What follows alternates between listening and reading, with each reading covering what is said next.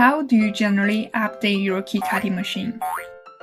Using a personal computer, download the upgrade kit, install the kit, connect the PC to your machine with a USB cable, and finally you are able to update the device.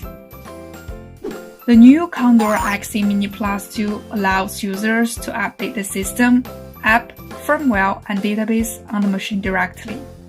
All you need to do is connect to Wi-Fi network.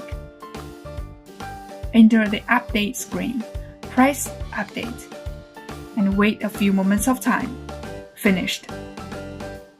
It's much easier and more intuitive for anyone using the machine.